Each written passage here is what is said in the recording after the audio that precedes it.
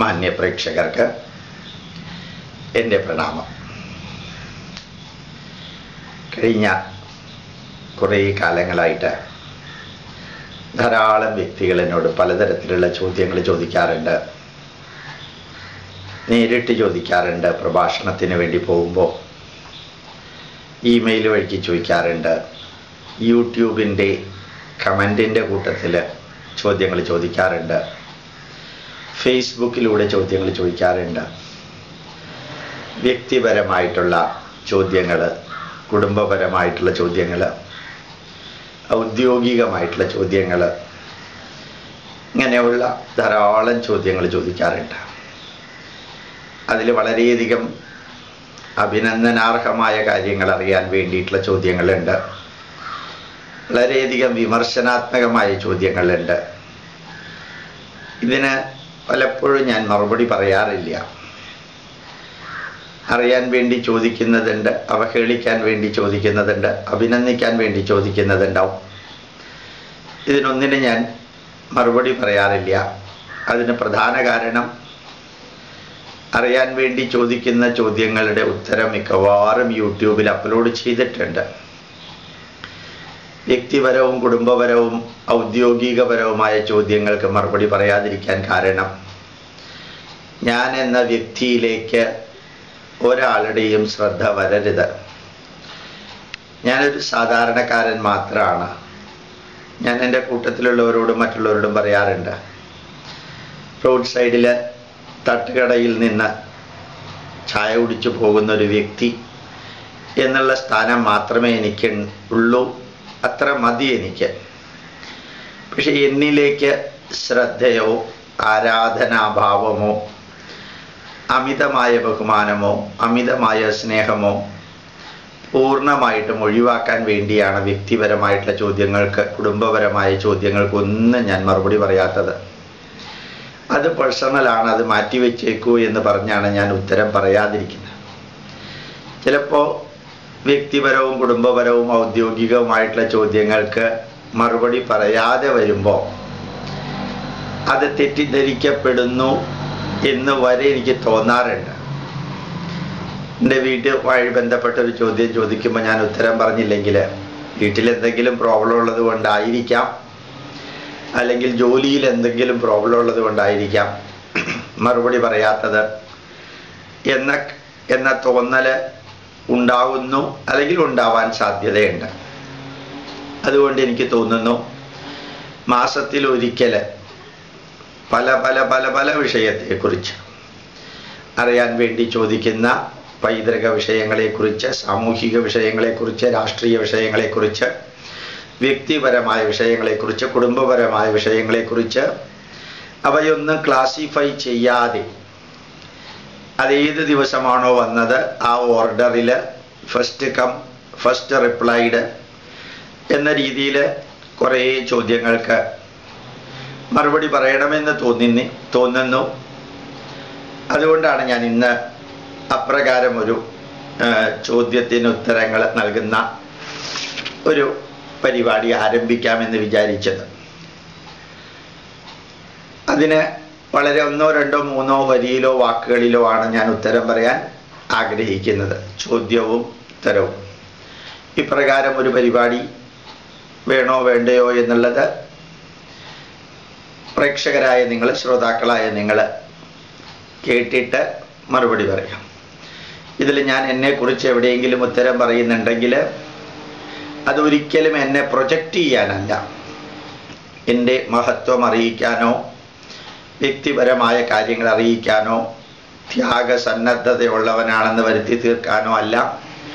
അനവധി ചോദ്യങ്ങൾ ചോദിക്കുന്നത് കൊണ്ട് മാത്രമാണ് ഇപ്രകാരം ഞാൻ മറുപടി പറയുന്നത് എന്ന് മനസ്സിലാക്കാൻ അപേക്ഷിക്കുന്നു. ഇന്നത്തെ ആദ്യത്തെ ചോദ്യം, സാറിൻ്റെ ജീവിത ലക്ഷ്യം എന്താണ്? ഇപ്പം എനിക്ക് ഒരു ലക്ഷ്യമേ ഉള്ളൂ, പരമപവിത്രമായ ഭാരതത്തിൻ്റെ മഹത്വമേറിയ പൈതൃകം വിമർശന ബുദ്ധിയാ വിശകലനം ചെയ്ത് ബുദ്ധിക്കും യുക്തിക്കും ശാസ്ത്രത്തിനും നിരക്കുന്ന വിധത്തിൽ ലോക ജനതയെ അറിയിക്കുക, സ്വീകരിക്കാൻ തയ്യാറുള്ളവർക്ക് അത് പഠിപ്പിക്കുക ഇപ്പോൾ സാർ എന്ത് ചെയ്യുന്നു? ഞാൻ ഇപ്പോൾ പൂർണ്ണ സമയം ഇന്ത്യൻ ഇൻസ്റ്റിറ്റ്യൂട്ട് ഓഫ് സയൻറ്റിഫിക് ഹെറിറ്റേജിൻ്റെ ഡയറക്ടറായിട്ട് പ്രവർത്തിക്കുന്നു. 1999 Indian institute of scientific heritage തുടങ്ങിയത്. ഞാൻ CSIRൻ്റെ സയൻറ്റിസ്റ്റ് ആയിരുന്ന കാലത്ത് തന്നെ അത് തുടങ്ങി. 13 വർഷമായി അതിൻ്റെ പൂർണ്ണ സമയ പ്രവർത്തകനായിട്ട് പ്രവർത്തിക്കുന്നു.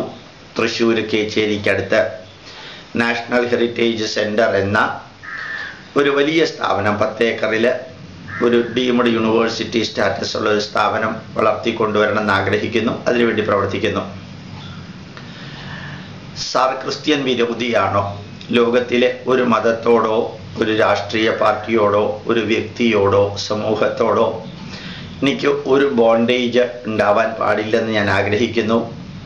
അതുപോലെ ഒന്നിനോടും വിരോധം ഉണ്ടാവാൻ പാടില്ലെന്ന് ആഗ്രഹിക്കുന്നു.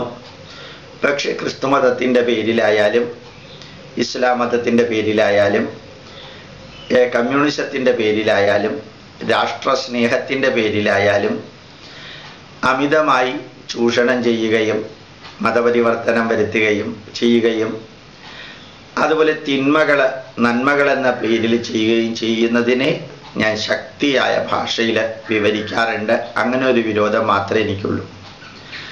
ജ്യോതിഷം തെറ്റാണോ? പലപ്പോഴും എൻ്റെ പ്രഭാഷണങ്ങളിൽ ജ്യോതിഷത്തെ കുറേ യുക്തിസഹജമായിട്ട് പറയാറുണ്ട്. പ്രശ്നം വയ്ക്കുന്നതിനെ എതിർക്കാറുണ്ട്. വേണ്ടതിനും വേണ്ടാത്തതിനും ജ്യോതിഷം ഉപയോഗിച്ച് 10, 40, 45 വയസ്സ് വരെ വിവാഹം കഴിക്കാതിരിക്കുന്ന വീട്ടുകാർ ജാതക ചേർച്ച ഇല്ല എന്ന പേരിൽ വിവാഹം കഴിക്കാതിരിക്കുന്ന വ്യക്തികളെക്കുറിച്ചെല്ലാം ഞാൻ ഈ ജ്യോതിഷത്തിനെ വിമർശിക്കുമ്പോൾ ചിലർക്ക് തോന്നും ജ്യോതിഷത്തിനെതിരാണോ ഞാനെന്ന്. ഞാൻ ഏതൊരു വിദ്യയുടെയും അസ്ഥാനത്തും അസമയത്തും അമിതമായതുമായ പ്രയോഗത്തിന് എതിരാണ്. ജ്യോതിഷം നല്ലതാണ് എന്നുള്ളത് കൊണ്ട് പ്രയോജനമില്ലല്ലോ. യോഗാദപി വിഷം തീക്ഷ്ണം ഭവേത് ഭൈഷജ്യമുത്തമം ഭൈഷജ്യമപി ദുർയുക്തം ഭവേത് തീക്ഷ്ണം വിഷം എന്ന് ആയുർവേദത്തിൽ പറയാറുണ്ട്. പ്രോപ്പർ കോമ്പിനേഷൻ കൊണ്ട് ഒരു വിഷം പോലും നല്ല മരുന്നാക്കി മാറ്റാൻ പറ്റും. ആ ഒരു മരുന്ന് നല്ല മരുന്നാണെങ്കിൽ പോലും മിസ്യൂട്ടിലൈസ് ചെയ്താൽ അത് വളരെ തീവ്രമായ പ്രശ്നങ്ങൾക്ക് കാരണമാകും. അതുകൊണ്ടാണ് ഞാൻ പലപ്പോഴും ജ്യോതിഷത്തെ എതിർക്കുക. 7 വർഷം ജ്യോതിഷം പഠിക്കാൻ ഭാഗ്യം കിട്ടിയ ആളാണ്. നല്ല ആധികാരികമായിട്ടൊരു പുസ്തകം ജ്യോതിഷത്തെക്കുറിച്ച് എഴുതിയിട്ടുണ്ട്. കേരളത്തിലെയോ ഭാരതത്തിലെയോ ഒരു ജ്യോതിഷ പണ്ഡിതനും ഞാൻ എഴുതിയതിൽ ഒരു വരി പോലും തെറ്റുണ്ടെന്ന് പറഞ്ഞിട്ടുമില്ല. ഞാൻ ജ്യോതിഷത്തിലെ വിരോധിക്കുന്ന ആളല്ല, അത് തെറ്റായി പ്രയോഗിക്കുമ്പോൾ എതിർക്കാറുണ്ട്. ക്രിസ്ത്യാനികളുടെ വിശ്വാസത്തെ സാർ എതിർക്കുന്നത് എന്തിന്? ഏത് മനുഷ്യനും ഏത് തരത്തിലുള്ള വിശ്വാസവും വെച്ച് പുലർത്താൻ സ്വാതന്ത്ര്യമുണ്ട്. അതങ്ങനെ തന്നെ നിലനിൽക്കുകയും വേണം. പക്ഷെ ആ വിശ്വാസമെല്ലാം ചതിക്കും വഞ്ചനയ്ക്കും പറ്റിക്കലിനും വേണ്ടി ഉപയോഗിച്ച് മതപരിവർത്തനം നടത്തുന്നതിനെ ഞാൻ എതിർക്കുന്നു. ഏത് വിശ്വാസവും വെച്ച് പുലർത്താൻ എല്ലാവർക്കും സ്വാതന്ത്ര്യം ഉണ്ടാവട്ടെ എന്ന് പ്രാർത്ഥിക്കുകയും ചെയ്യുന്നു. ചൈനയിൽ അന്ധവിശ്വാസമുണ്ടോ? എനിക്ക് തോന്നിയിട്ടുള്ളത് ലോകത്തിലെ 10, 35, 40 രാഷ്ട്രങ്ങളിൽ ഞാൻ പോയിട്ടുണ്ട്. ഏറ്റവും അധികം അന്ധവിശ്വാസികളുള്ളത് ചൈനയിലാണെന്ന് തോന്നിയിട്ടുണ്ട്. ഒരു ഗതിയില്ലാത്തവൻ ഹോട്ടലിൽ കയറി ഭക്ഷണം കഴിച്ചാൽ പോലും അയാൾക്ക് കഴിക്കാൻ ആവശ്യമുള്ളതിൻ്റെ ഇരട്ടി അയാൾ ഓർഡർ ചെയ്യും. എന്നിട്ട് പകുതി ഭക്ഷണം കളയും. പകുതി ഭക്ഷണം വേസ്റ്റാക്കണം എന്നുള്ളത് അവിടുത്തെ ആചാരമാണത്രേ. കാരണം അത്ര വേസ്റ്റ് ആക്കിയില്ലെങ്കിൽ, കളഞ്ഞില്ലെങ്കിൽ ഏതാണ്ട് 1982 83 മറ്റോ ഉണ്ടായ ക്ഷാമം, പട്ടിണി, ഭക്ഷ്യക്ഷാമം പോലെ വീണ്ടും ഉണ്ടാകാതിരിക്കാനാണ് ഇത്രയും ഭക്ഷണം അവർ വേസ്റ്റാക്കുന്നത്. അതൊരു അത്ഭുതകരമായ വേദനാജനകമായ കാഴ്ച കണ്ടു. എവിടെയെല്ലാം കിണറുണ്ടോ, എവിടെയെല്ലാം കുളമുണ്ടോ, എവിടെയെല്ലാം പഴയ കാലത്തെ ബുദ്ധൻ്റെ പ്രതിമയുണ്ടോ, സിംഹത്തിൻ്റെ പ്രതിമയുണ്ടോ, എവിടെയെല്ലാം പഴയതുണ്ടോ അവിടെ മുഴുവനും കൊണ്ടുപോയിട്ട് കാശ്, നോട്ടുകളും കോയിനുകളും ഇടുന്ന കാഴ്ച കണ്ടു. ഞാൻ പോയതൊരു മഞ്ഞുകാലത്തായതുകൊണ്ട് ഒരു കിണറ്റിൽ വെള്ളം മുഴുവനും ഐസായിട്ടുണ്ട്. ആ ഐസായിട്ടുള്ള കിണറ്റിൽ തന്നെ കുറഞ്ഞത് ഒരു 25 കിലോ കോയിനും ഒരു 1.5 കിലോ നോട്ടുകളും ആ വെള്ളത്തിൻ്റെ മുകളിൽ, ഐസിൻ്റെ മുകളിൽ ഇങ്ങനെ കണ്ടു.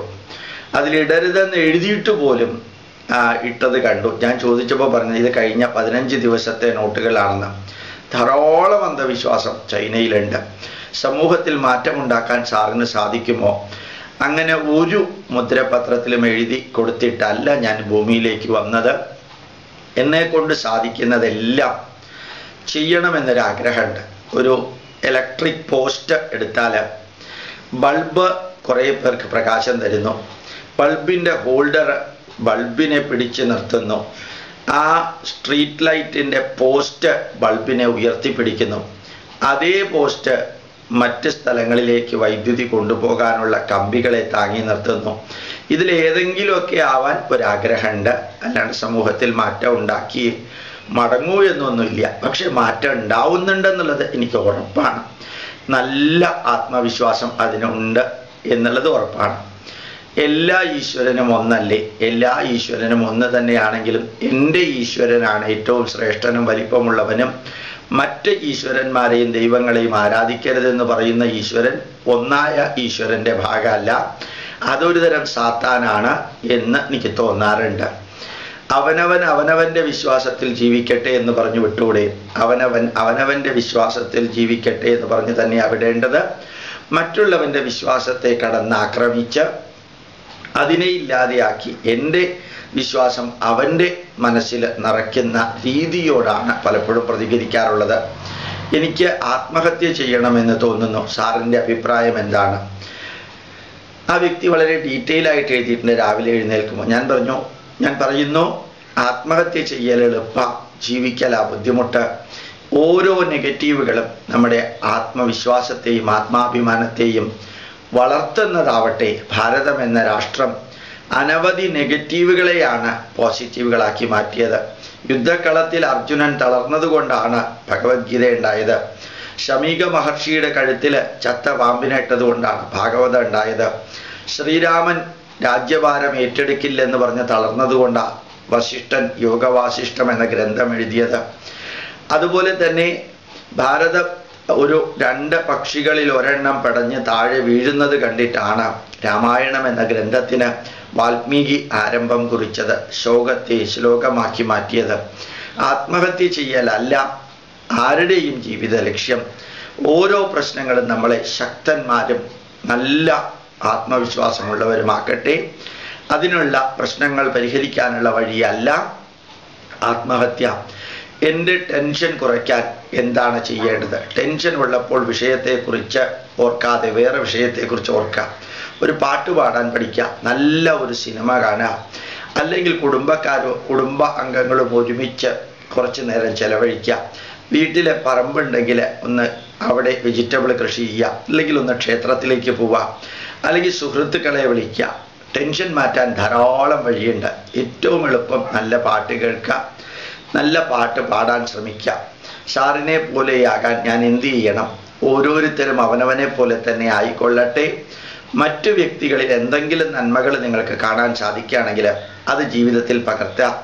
മറ്റു വ്യക്തികളിൽ, ഞാൻ ഉൾപ്പെടെയുള്ള വ്യക്തികളിൽ എന്തെങ്കിലുമൊക്കെ തിന്മകൾ ഉണ്ടെങ്കിൽ അത് ജീവിതത്തിൽ പകർത്താതിരിക്കുക. നമ്മൾ ഒരിക്കലും വേറൊരുവനെ പോലെ ആവാൻ ശ്രമിക്കണ്ട. പൈതൃകം പഠിക്കാൻ എന്ത് ചെയ്യണം? പൈതൃകത്തിലെ ഏത് വിഷയമാണ് പഠിക്കേണ്ടതെന്ന് ആദ്യം തീരുമാനിക്കണം. എന്നിട്ട് ആ വിഷയത്തെക്കുറിച്ച് അറിയാൻ ഗൂഗിൾ സെർച്ചിൽ പോവുക. ധാരാളം കാര്യങ്ങൾ അതിനകത്ത് ഉണ്ടാവും. സാവധാനത്തിൽ പഠിച്ചു വരിക. കുറേ പഠിച്ചു കഴിയുമ്പോൾ നമുക്ക് മനസ്സിലാവും ഇനി ഏത് ദിശയിലൂടെയാണ് പോവേണ്ടത് എന്ന്. അതുകൊണ്ട് യൂട്യൂബിലും ധാരാളം അപ്ലോഡ് ചെയ്തിട്ടുണ്ട്, ഇൻസ്റ്റിറ്റ്യൂട്ടിൻ്റെ വെബ്സൈറ്റിലും അപ്ലോഡ് ചെയ്തിട്ടുണ്ട്. നിങ്ങളുടെ ഇമെയിൽ എനിക്ക് അയച്ചു തരികയാണെങ്കിൽ iishsteam@gmail.com അല്ലെങ്കിൽ iishservice1@gmail.com ഇമെയിൽ അഡ്രസ്സ് അയച്ചു തരികയാണെങ്കിൽ നിരന്തരമായിട്ട് പൈതൃകത്തിൻ്റെ സന്ദേശങ്ങൾ 40-45,000 പേർക്ക് ഓരോ പ്രാവശ്യം അയക്കാറുണ്ട്. അതിൻ്റെ കൂട്ടത്തിൽ നിങ്ങൾക്ക് ലഭിക്കും. എനിക്ക് സാറിനെ ഒരു ഗുരുവായിട്ട് അംഗീകരിക്കണം, അതിനുള്ള യോഗ്യത എനിക്കില്ല. അതിനുള്ള യോഗ്യത ഉണ്ടാക്കാൻ വേണ്ടി ഞാനൊന്നും ചെയ്യുന്നുമില്ല. ഈ ലോകത്തിൽ ആരുടെയും ഗുരുസ്ഥാനീയനായിട്ടിരിക്കാൻ ഞാൻ ആഗ്രഹിക്കുന്നുമില്ല. എനിക്കത് സാധിക്കുകയില്ല, സാധിക്കണമെന്നുള്ള ആഗ്രഹമില്ല. സാർ CSIR-ൽ നിന്ന് രാജിവെക്കാൻ കാരണം എന്താണ്? ഞാൻ പ്രൈം മിനിസ്റ്ററുടെ ഡിപ്പാർട്ട്മെൻറ്റായ CSIR-ൽ 25 വർഷം സീനിയർ സയൻറ്റിസ്റ്റായിട്ട് വർക്ക് ചെയ്തു. അതിൽ നിന്ന് രാജിവെക്കാൻ കാരണം എൻ്റെ ഓഫീസിൽ എന്തെങ്കിലും പ്രശ്നം ഉണ്ടായതോ അല്ലെങ്കിൽ എനിക്കെന്തെങ്കിലും പ്രശ്നമുള്ളതായിട്ട് തോന്നിയതോ അല്ല. 1994 എൻ്റെ അച്ഛൻ മരിക്കുന്നതിന് ഏതാനും ദിവസങ്ങൾക്ക് മുമ്പ് എന്നെ അടുത്ത് വിളിച്ചു വരുത്തി എൻ്റെ തലയിൽ കൈവച്ച് അനുഗ്രഹിച്ചുകൊണ്ട് എൻ്റെ അച്ഛൻ പറഞ്ഞു, 5 മക്കളാണ്, ആൺകുട്ടികളാണ് എനിക്കുള്ളത്, 5+1 ഒരു പെൺകുട്ടിയും. അവരോട് ആരോടും പറയാൻ ആഗ്രഹിക്കാത്തൊരു കാര്യം ഞാൻ നിന്നോട് പറയാണ്. നീ 25 വർഷം ഗവൺമെൻറ് ചെലവിലാണ് സ്കൂളിലും കോളേജിലും PhD-ക്കും വേണ്ടി പഠിച്ചത്. 25 വർഷം ഗവൺമെൻറ് ചെലവിൽ നീ പഠിച്ചു. 25 വർഷം നിൻ്റെ സ്ഥാപനത്തിൽ ശാസ്ത്രജ്ഞനായിട്ട് സയൻറ്റിസ്റ്റായിട്ട് പ്രവർത്തിക്കണം. 25 വർഷം തികയുന്ന ദിവസം നീ രാജിവെച്ച് പിന്നൊരു 25 വർഷം രാഷ്ട്രത്തിനും നമ്മുടെ ധർമ്മത്തിനും വേണ്ടി പ്രവർത്തിക്കണം. നിനക്ക് വേദം പഠിക്കാൻ ഭാഗ്യം കിട്ടി, നമ്മുടെ പൈതൃകം പഠിപ്പിക്കാൻ ഭാഗ്യം കിട്ടി. അതുകൊണ്ട് 25 വർഷം നീ രാഷ്ട്രത്തിന് വേണ്ടി പ്രവർത്തിക്കണം, പിന്നെ വിശ്രമിക്കാൻ. ഇങ്ങനെ ഒരു വരി അച്ഛൻ തലയ്ക്ക് കൈവച്ച് പറഞ്ഞു. അതുകൊണ്ട് 2008 മാർച്ച് 31 വൈകുന്നേരം എൻ്റെ ഓഫീസിൽ നിന്ന് അത്യാവശ്യം വേണ്ട ഫോർമാലിറ്റി മാത്രം ചെയ്ത് സെൻഡ് ഓഫ് പോലും മേടിക്കാതെ സഹപ്രവർത്തകരോട് പോലും പറയാതെ ഞാൻ VRS എടുത്ത് വരിക ചെയ്തത്. രാജിവെച്ചില്ല, റിസൈൻ ചെയ്തില്ല, വോളണ്ടറി റിട്ടയർമെൻറ്റ് എടുത്തിട്ട് വരികയാണ് ചെയ്തത്. അതെൻ്റെ അച്ഛൻ്റെ ആഗ്രഹവും നിർദ്ദേശപ്രകാരവുമാണ് അത് ചെയ്തത്. അടുത്ത ചോദ്യം, എനിക്ക് സംസ്കൃതം പഠിക്കണമെന്ന് ആഗ്രഹമുണ്ട്. എവിടെയാണ് നിങ്ങൾ ഉള്ളത് എന്നറിയാതെ എനിക്ക് സംസ്കൃതം പഠിക്കണമെന്ന് ആഗ്രഹമുണ്ടെന്ന് ഇമെയിൽ അയച്ചാൽ എനിക്കൊന്നും ചെയ്യാൻ പറ്റില്ല. ഗൂഗിൾ സെർച്ചിൽ പോയാൽ സംസ്കൃതം പഠിപ്പിക്കുന്ന ധാരാളം കറസ്പോണ്ടൻസ് സിസ്റ്റം ഉണ്ട്, ഓറൽ സിസ്റ്റം ഉണ്ട്, അതുപോലെ തന്നെ ടെലി സിസ്റ്റം ഉണ്ട്. അതിലൂടെ പഠിക്കുക, അല്ലെങ്കിൽ സാവധാനത്തിൽ പഠിക്കണമെന്ന ഇച്ഛാശക്തിയും ഉണ്ടായാൽ എവിടെയെല്ലാം നിങ്ങൾക്ക് ഇച്ഛാശക്തി ഉണ്ടോ അവിടെയെല്ലാം ജ്ഞാനശക്തി ഉണ്ടാക്കാനുള്ള സംവിധാനം ഉണ്ടാവും. അതുകൊണ്ട് മുമ്പോട്ട് പോകുക, ആരെയും കാത്തു നിൽക്കണ്ട എന്ന് പറയുന്നു. മാതാപിതാക്കൾ ശ്രദ്ധിക്കേണ്ടത് എന്തെല്ലാമാണ്? ഞാൻ മാതാപിതാക്കൾക്ക് എന്ന് പറഞ്ഞ് കുറേ വിഷയങ്ങൾ യൂട്യൂബിൽ അപ്ലോഡ് ചെയ്തിട്ടുണ്ട്, പബ്ലിക് സ്പീച്ച് അപ്ലോഡ് ചെയ്തിട്ടുണ്ട്, അല്ലാതെ മെസ്സേജ് അപ്ലോഡ് ചെയ്തിട്ടുണ്ട്. ഇന്നും നാളെയുമായിട്ട് തിരുവമ്പാടി ഹൈസ്കൂളിലെ മാതാപിതാക്കൾക്ക് വേണ്ടി 2 ആഴ്ച മുമ്പ് കൊടുത്ത ലെക്ചർ അപ്ലോഡ് ചെയ്യുന്നുണ്ടാവും. ഇന്ന് വീണ്ടും അപ്ലോഡ് ചെയ്യുന്നുണ്ടാവും മാതാപിതാക്കൾക്കുള്ളത്. സാർ ഒരു RSSകാരനാണോ? ഈ രാഷ്ട്രത്തിൻ്റെ നന്മയ്ക്ക് വേണ്ടി പ്രവർത്തിക്കുന്നവരുടെ പ്രവൃത്തിയുടെ ആരാധകനും അനുശാസകനുമാണ് ഞാൻ. ഒരു സംഘടനയോടോ ഒരു വിഭാഗത്തിനോടോ എനിക്ക് പ്രത്യേകിച്ച് ഒന്നുമില്ല. ശരിക്ക് നന്മ നിറഞ്ഞ പ്രവൃത്തി ചെയ്ത നരസിംഹറാവുവിൻ്റെ ആരാധകനാണ് ഞാൻ, മോഡിയുടെ ആരാധകനാണ് ഞാൻ. നന്മ നിറഞ്ഞ പ്രവൃത്തി ചെയ്യുന്ന ചന്ദ്രബാബു പണ്ട് ഇലക്ട്രോണിക് റവല്യൂഷൻ ആന്ധ്രാപ്രദേശിൽ വരുത്തി, അതിൻ്റെ ആരാധകനാണ് ഞാൻ. ജയലളിതയുടെ പല പ്രവൃത്തിയും എനിക്ക് വളരെ ഇഷ്ടമാണ്, അതിൻ്റെ ആരാധകനാണ് ഞാൻ. പക്ഷേ ഞാൻ അവരുടെ പാർട്ടിയുടെയോ സംഘടനയുടെയോ അനുശാസകനല്ല. അമൃതാനന്ദമയിയോടും സായിബാബയോടും രവിശങ്കറോടും ബ്രഹ്മകുമാരിയോടും അതുപോലെ തന്നെ ചിന്മയ മിഷൻ സംഘടനയോടും അങ്ങനെയുള്ള അനവധി സംഘടനകളുമായിട്ട് എനിക്ക് നല്ല ബന്ധമുണ്ട്. ഒരേ ലെവലിലുള്ള ബന്ധമാണ് അവർ ചെയ്യുന്ന പ്രവൃത്തിയോട്. അതെനിക്ക് ഭയങ്കര സന്തോഷം തരുന്നുണ്ട്. NSSനോടും SNDPയോടും അതേ ബന്ധമാണ് എനിക്കുള്ളത്. സർ, നാരായണ ഗുരുവിനെ കുറിച്ച് പ്രഭാഷണം നടത്തുന്നത് ദളിതരെ സ്വന്തം സൈഡിലേക്ക് കൊണ്ടുവരാനാണോ? അല്ല, നാരായണ ഗുരുദേവനെ കുറിച്ച് പഠിച്ച് ഞാൻ പ്രഭാഷണം നടത്തുന്നത് ദളിതരുടെ അധകൃതരുടെ അപകർഷതാബോധം ഇല്ലാതെയാക്കാനും സവർണരുടെ അഹങ്കാരം ഇല്ലാതെയാക്കാനും മാത്രമാണ്. വേറൊരു ലക്ഷ്യവും എനിക്കില്ല. അടുത്ത ഇലക്ഷന് ഞാൻ നിൽക്കുന്നുമില്ല. സർ, മരണത്തെ ഭയപ്പെടുന്നില്ലേ? അങ്ങനെ ആയിരുന്നെങ്കിൽ ഞാൻ പല പ്രഭാഷണങ്ങളും ഇത്ര കട്ടിയായിട്ട് പറയുമായിരുന്നില്ല. മരണമുണ്ട് എന്നുള്ളത് എനിക്ക് ഉറപ്പിച്ചറിയാം. അത് എപ്പോൾ വേണമെങ്കിലും വരാമെന്നുള്ളതും അറിയാം. അതിനെ ഞാൻ ഭയപ്പെടാറുമില്ല. അതിന് എപ്പോഴും തയ്യാറാണ്. ഇപ്പോൾ ലോണൊന്നും എടുത്തിട്ടില്ല, ഒരു കടബാധ്യതയുമില്ല എന്നുള്ള വളരെ സന്തോഷമുണ്ട്. ഗ്രഹണ സമയത്ത് ഭക്ഷണം കഴിച്ചാൽ എന്താ പ്രശ്നം? ഗ്രഹണ സമയത്ത് ഭക്ഷണം കഴിക്കരുത് എന്ന് പറയാൻ കാരണം, ഗ്രഹണ സമയത്ത് ഓരോ ഭക്ഷണത്തിലും എന്തെങ്കിലും മാറ്റം വരുമോ എന്ന് ആർക്കും അറിഞ്ഞൂടാ. അങ്ങനെ അറിയാത്ത ഒരു കാര്യമായതുകൊണ്ട് ഗ്രഹണത്തിൻ്റെ 1 മണിക്കൂറോ 1/4 മണിക്കൂറോ 1.5 മണിക്കൂറോ സമയം ഭക്ഷണം കഴിക്കാതെ അതിനു മുമ്പോ അതിന് ശേഷമോ കഴിക്കാൻ സൗകര്യമുള്ളത് കൊണ്ടായിരിക്കാം ഗ്രഹണ സമയത്ത് ഭക്ഷണം കഴിക്കരുത് എന്ന് പറയുന്നത്. ഞാൻ ഭാരതീയനായതിൽ അഭിമാനിക്കുന്നു. അത് എല്ലാവരുടെയും ഉത്തരവാദിത്വമാണ്. അതൊരു വലിയ പ്രത്യേക ക്വാളിറ്റി ഒന്നുമല്ല. ഞാൻ രാവിലെ ബ്രേക്ക്ഫാസ്റ്റ് കഴിക്കുന്നു, ഉച്ചയ്ക്ക് ഊണ് കഴിക്കുന്നു, രാത്രി ഭക്ഷണം കഴിക്കുന്നു, അത് കഴിഞ്ഞ് ഉറങ്ങുന്നു എന്ന് പറയുന്നത് പോലെ ഓരോ മനുഷ്യനും ഒരു സാധാരണ പ്രവൃത്തി അവനവന് വേണ്ടി ചെയ്യുന്നത് പോലെയാണ് ഓരോ ഭാരതീയനും ഭാരതീയനായതിൽ അഭിമാനിക്കേണ്ടത്. ഞാൻ കമ്മ്യൂണിസ്റ്റുകാരനാണ്. ഞാൻ എന്തു ചെയ്യണം? കമ്മ്യൂണിസ്റ്റ് പാർട്ടിയിൽ തുടർന്നുകൊണ്ട് പാർട്ടിക്ക് വേണ്ടി പ്രവർത്തിച്ചുകൊണ്ട് ഭാരതീയ പൈതൃകത്തെ പാർട്ടിക്കകത്ത് പ്രചരിപ്പിക്കാനും പഠിപ്പിക്കാനും ഹിഡൻ അജണ്ടയൊന്നുമില്ലാതെ ശ്രമിക്കാം, നിരന്തരം ശ്രമിക്കണം. അതിനകത്തുള്ളവർ ഇപ്പോഴും വിദേശത്ത് നോക്കുന്നവരാണ്. അതുകൊണ്ട് നമ്മുടെ പൈതൃകത്തെ അവഹേളിക്കുന്നവരാണ്, അപകീർത്തിപ്പെടുത്തുന്നവരാണ്, പുച്ഛിക്കുന്നവരാണ്. അവരുടെ മാനസികമായ മാറ്റം ഉണ്ടാക്കേണ്ട ഉത്തരവാദിത്വം അങ്ങയെപ്പോലെ ഉള്ളവരാണ് എന്ന് ഞാൻ വിശ്വസിക്കുന്നു, അഭ്യർത്ഥിക്കുന്നു. സാറിൻ്റെ ബഹ്റിൻ യാത്ര എങ്ങനെയുണ്ടായിരുന്നു? അനവധി പ്രാവശ്യം വിദേശ രാജ്യങ്ങളിലേക്ക് വിദേശ യാത്ര നടത്തിയിട്ടുണ്ടെങ്കിലും ഈ ബഹ്റിനിൽ ഒരു 2-3-4 ദിവസങ്ങൾ ഈ വിജയദശമിയോടനുബന്ധിച്ച് ചെലവഴിച്ചത് ഒരു അസാധാരണമായ അനുഭവമായിരുന്നു. കാരണം ജനങ്ങളിൽ നല്ല മാറ്റം. അത് ഭാരതീയ പൈതൃകത്തിൻ്റെ ആരാധകരിൽ, ക്രിസ്ത്യാനികളിലും മുസ്ലിങ്ങളിലും മാധ്യമങ്ങളിലും എല്ലാത്തിലും അടിമുടി സംഘടനകളിലും എല്ലാം മാറ്റം വരുന്ന കാഴ്ച കണ്ടപ്പോൾ ജഗദീശ്വര, ഈ മാറ്റം ജീവിച്ചിരിക്കുമ്പോൾ തന്നെ സംഭവിച്ചല്ലോ, കാണാൻ സാധിച്ചല്ലോ എന്ന സംതൃപ്തിയാണ് തോന്നിയത്. സാറിൻ്റെ കുടുംബാംഗങ്ങൾ എന്ത് ചെയ്യുന്നു? എൻ്റെ കുടുംബത്തെക്കുറിച്ച്, കുടുംബാംഗങ്ങളെക്കുറിച്ച് ധാരാളം വ്യക്തികൾ ചോദിക്കാറുണ്ട്. പലരും ചോദിക്കാറുണ്ട്, എൻ്റെ വീട്ടുകാർ ക്രിസ്ത്യാനിയെയാണോ വിവാഹം കഴിച്ചത്, മുസ്ലിമിനെയാണോ വിവാഹം കഴിച്ചത്, വിദേശികളെയാണോ വിവാഹം കഴിച്ചത് എന്നീ ചോദ്യങ്ങളൊക്കെ ചോദിക്കാറുണ്ട്. എല്ലാവരോടും കൂടി പറയുന്നു, എൻ്റെ കുടുംബാംഗങ്ങളിൽ ഏറ്റവും പ്രധാനപ്പെട്ടവനെന്ന് എനിക്ക് തോന്നിയിട്ടുള്ള ഞാൻ SCSIR റിട്ടയറായി ഇന്ത്യൻ ഇൻസ്റ്റിറ്റ്യൂട്ട് ഓഫ് സയൻറ്റിഫിക് ഹെറിറ്റേജിൻ്റെ ഡയറക്ടറായിട്ട് പ്രവർത്തിക്കുന്നു. എൻ്റെ ഭാര്യ പേര് രുക്മിണി, BSNL 30 വർഷത്തെ സർവീസിൽ പ്രവർത്തിക്കുന്നു. എൻ്റെ മകള് ഹേമ ഇൻഫോസിസിൽ തിരുവനന്തപുരത്ത് പ്രവർത്തിക്കുന്നു. ഹേമയുടെ വിവാഹം കഴിഞ്ഞു.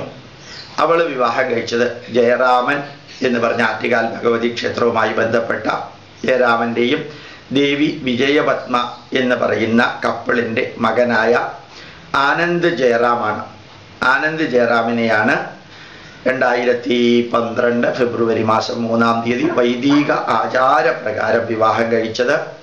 എൻ്റെ മകൻ HAL ഡെപ്യൂട്ടി മാനേജറായിട്ട് വർക്ക് ചെയ്യുന്നു. ലീവ് എടുത്ത് MBAക്ക് പഠിക്കാൻ ഗാസിയാബാദിൽ ഇൻസ്റ്റിറ്റ്യൂട്ടിൽ പോയിരിക്കുന്നു. അവനും വിവാഹം കഴിച്ചിട്ടില്ല. എനിക്ക് 5 ബ്രദേഴ്സും ഒരു സിസ്റ്ററുമാണ്. ഞങ്ങളുടെ വീട്ടിലെ ആരും തന്നെ അമേരിക്കക്കാരെയോ ഇംഗ്ലണ്ടുകാരെയോ ആഫ്രിക്കക്കാരെയോ സൗദി അറേബ്യക്കാരെയോ യെരുശലേംകാരെയോ അല്ലെങ്കിൽ മോസ്കോക്കാരെയോ വിവാഹം കഴിച്ചിട്ടില്ല. ഞങ്ങളെല്ലാവരും ഭാരതീയ പൈതൃകത്തിന് വേണ്ടി പ്രവർത്തിക്കുന്നവരാണ്, ഇറങ്ങി പ്രവർത്തിക്കുന്നവരാണ്, അതിൽ അഭിമാനിക്കുന്നവരാണ്. വൈദിക സംസ്കാരത്തിൽ ഏറ്റവും അധികം പ്രവർത്തനം സംഭാവന ചെയ്യണമെന്ന് ഒരുമിച്ച് തീരുമാനിച്ച ഒരു കുടുംബത്തിലെ അംഗങ്ങളാണ്.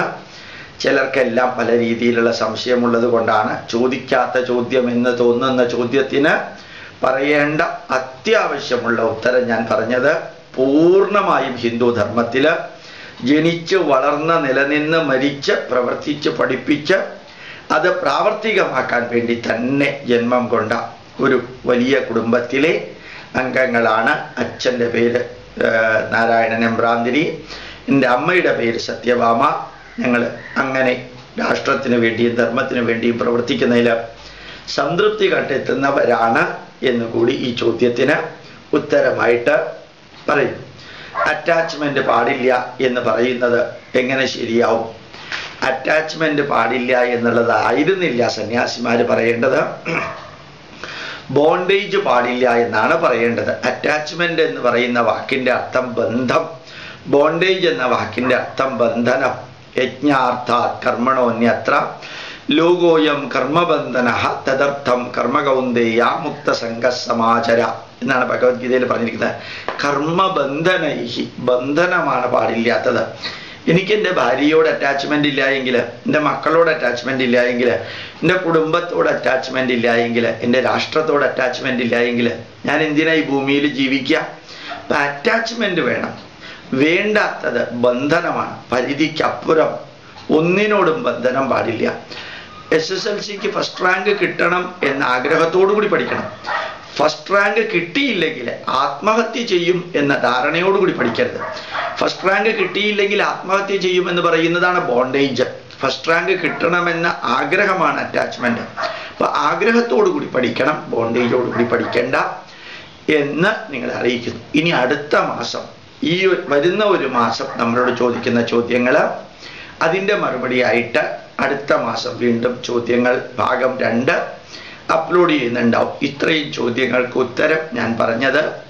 ധാരാളം വ്യക്തികൾ പലതരത്തിലുള്ള ചോദ്യങ്ങൾ ചോദിക്കുമ്പോൾ അതിന് മറുപടി പറഞ്ഞില്ലെങ്കിൽ തെറ്റിദ്ധരിക്കപ്പെടുന്നു എന്നുള്ളത് കൊണ്ട് മാത്രമാണ്. തെറ്റിദ്ധരിക്കപ്പെടുന്നു, തെറ്റായിട്ട് വ്യാഖ്യാനിക്കപ്പെടുന്നു. ഉദാഹരണമായിട്ട് ഈ ബഹറിനിലൊക്കെ പോയപ്പോൾ പലരും എൻ്റെ അടുത്ത് വന്ന് നിന്ന് ഫോട്ടോ എടുത്തു. എനിക്ക് തോന്നുന്നു ഒരു 30,000-40,000 ഫോട്ടോ ആണ് എടുത്തിരിക്കുന്നത് പലരും. ഞാൻ ഫോട്ടോ എടുക്കാൻ നിന്ന് കൊടുക്കാറില്ല. കാരണം എന്നെ ഒരിക്കലും പ്രൊജക്റ്റ് ചെയ്യരുത് എന്നുള്ള ഒറ്റ ആഗ്രഹം കൊണ്ടാണ്. പക്ഷെ എല്ലാവരും എന്നോട് പറഞ്ഞു, സാറ് ഫോട്ടോ എടുക്കാൻ നിന്ന് കൊടുത്തില്ലെങ്കിൽ സാർ അഹങ്കാരിയാണെന്ന് വിചാരിക്കും, സാറിന് ഭയങ്കര ഈഗോ ആണെന്ന് വിചാരിക്കും, സാറ് അങ്ങനെയൊന്നും അല്ല ഉദ്ദേശിക്കുന്നത് എന്നുള്ളത് ആൾക്കാർക്ക് മനസ്സിലാക്കാൻ സാധിക്കില്ല. അതുകൊണ്ടാണ് ആദ്യമായിട്ട് ബഹ്റൈൻ യാത്രയിൽ ഫോട്ടോ എടുക്കാൻ നിന്നത്. പണ്ട് ഞാൻ ഒരിക്കലും നിൽക്കാറില്ല. അതിൽ പലരും പരിഭവം പറയാറുണ്ട്, എനിക്കൊരു അഹങ്കാരമുള്ള വ്യക്തിയാണെന്നുള്ളത്. അതുകൊണ്ട് എന്നിലുള്ള കുറവുകൾ പലരും ചൂണ്ടിക്കാണിക്കുമ്പോൾ ഞാനത് തിരുത്താൻ ശ്രമിക്കുന്നു. പ്രണാമം, നമസ്കാരം.